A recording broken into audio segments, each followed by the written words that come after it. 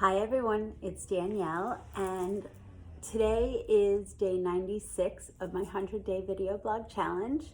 It's actually, I cheated a little bit. Yesterday was supposed to be day 96, but I was really tired from a full day, and I took a day off because it was required, and I felt like it was really more important for me to get the rest that I needed. And it's a lot of things that were not overwhelming to the point of like, it was a lot. It was a full day. And I just decided, you know what? The world does not end if I don't do a single day of my video blog. And I think that that's really important when you're decisioning and prioritizing things in life, that sometimes we have the best of intentions and we think that we're going to get done a whole laundry list of like 100 different things, but then the world and the universe and your body have different plans. So there's a saying that we make plans and God laughs. So this was kind of like that.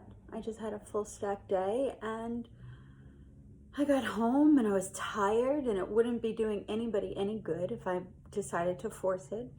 So I said, you know what? I'm going to give myself a break. I'm taking a day off, and that's okay. I think we need to do that more often with ourselves because burnout is at an all-time high. Stress and anxiety is an epidemic level for our entire society and culture. The societal pressures, especially on young people and students and children today, are at an all-time high that we often don't give ourselves the grace or the permission to say, it's okay, I just can't get to everything at once.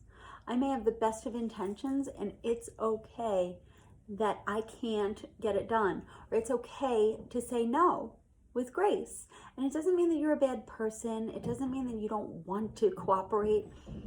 Sometimes you have to say no to things. You can't do everything. And I know as a mom, especially a working mom that has 2 active kids that are involved in sports and activities and friendships, you want to be able to say yes to everything. You want to be able to participate. You want to be appreciated and seen as like, oh, that mom is really active in the PTA, and that mom does the cookie sale, and that mom does the, all the carpooling. It's too much. Sometimes you have to just prioritize the things that you are able to do, and then be able to outsource and be resourceful for things that like are not in your wheelhouse. I know an executive woman who I admire greatly, and she is a C-level executive. She's a CEO in my old industry, and she would mentor me, and we would have these great lunches, and I would just ask her questions because I knew that she was a single mom of 2 kids. And I said, well, how do you do it? Like, what are some things that you do that really help you be more efficient? And she goes, I live in a building that has a deli downstairs, and I outsource my cooking. She goes, I don't have time to cook. I have an account, and I have them prepare my kids' lunches and cook us family meals. And she had no shame about that, no guilt, no feeling of less than because she didn't home cook meals. Everybody was being fed and nourished, and she was realistic with what she was and was not able to do. I really admired that, and that helped me remove some of the pressure that I was applying to my own self. Because for all of those people that said, you can have it all, you can do it all, you could be a great mom, you could also be a great working mother, and you can be a great friend, and you can do all the things, it's not realistic.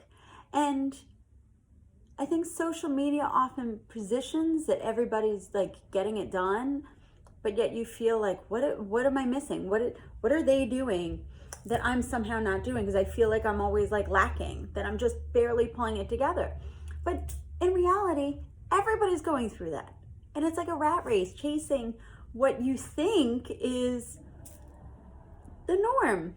Meanwhile, there are people that are just so stressed out that they can't do it, and they're getting sick, and they're stressing out, and their kids feel the stress, and it's just too much.